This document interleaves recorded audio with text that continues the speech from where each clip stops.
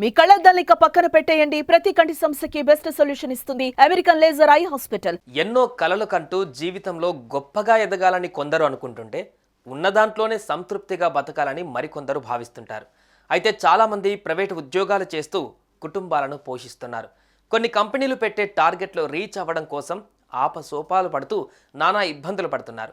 Target reach అవ్వకపోతే ఎక్కడ ఉద్యోగం నుంచి తొలగిస్తారనే భయంతో అష్టకష్టాలు పడుతూ ఇచ్చిన టార్గెట్ రీచ్ అవ్వలేక పై అధికారులు పెట్టే టార్చర్ భరించలేక చివరికి ఆత్మహత్యలు కూడా చేసుకుంటున్నారు. ఇదిగో ఈ వ్యక్తి కూడా అచ్చం ఇలాగే చేసి కుటుంబాన్ని శోక సంద్రంలోకి నెట్టేసి కానరాని లోకాలకు వెళ్ళిపోయాడు. ఇతడి మృతితో భార్య, పిల్లలు గుండెలు పగిలేలా ఏడుస్తున్నారు. మృతుడు ఆత్మహత్యకు ముందు రాసిన చివరి లేఖ చదువుతూ ఇప్పుడు అందరూ కంటతడి పెడుతున్నారు. అతడు రాసిన ఆ లేఖలో ఏముంది? అసలు ఈ ఘటన ఎక్కడ జరిగింది?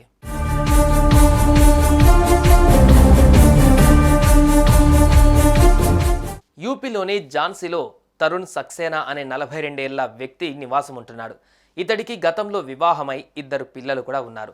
ఇతడు స్థానికంగా బజాజ్ ఫైనాన్స్ ఏరియా మేనేజర్గా పనిచేస్తున్నాడు. అలా కొన్నాళ్ల పాటు భార్యా పిల్లలతో కలిసి సంతోషంగానే ఉన్నాడు. కానీ తాను పనిచేసే సంస్థలో పని ఒత్తిడి ఎక్కువైపోయింది. 2 నెలల నుంచి ఈఎంఐ కలెక్షన్ల టార్గెట్ పెడుతూ వచ్చారు. ఈ క్రమంలోనే తరుణ్ సంచలన నిర్ణయం తీసుకున్నాడు. ఇలాంటి బతుకు నాకు వద్దు అని తాజాగా ఆత్మహత్య చేసుకున్నాడు.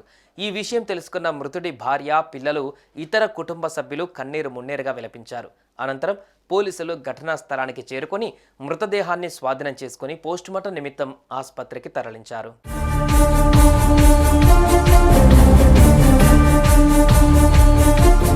ఇకపోతే మృతుడు బలవన్మరణానికి ముందు రాసిన లేఖను సైతం పోలీసులు స్వాధీనం చేసుకున్నారు.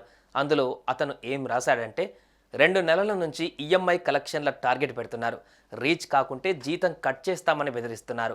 45 రోజులుగా కంటికి నిద్ర లేదు. చనిపోదామని డిసైడ్ అయ్యాను. అందుకోసమే పిల్లల ఏడాది స్కూల్ ఫీజు కూడా కట్టేశా. నా భార్య, పిల్లలను జాగ్రత్తగా చూసుకోండి అమ్మా నాన్న, నేను చనిపోతున్నా అంటూ లేఖ రాసి బలవన్మరణానికి పాల్పడ్డాడు.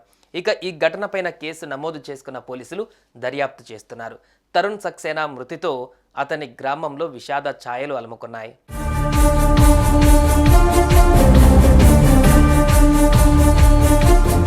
ఇది కేవలం తరుణ్ సక్సేనా పరిస్థితి మాత్రమే కాదు, దాదాపు చాలామంది ఉద్యోగుల పరిస్థితి ఇలానే ఉంది.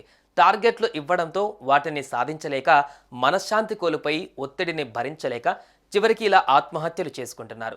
దయచేసి ఎవరు ఇలా బలవన్మరణానికి పాల్పడకూడదని, ఏదైనా బతికుండే సాధించుకోవాలని మానసిక నిపుణులు సూచిస్తున్నారు.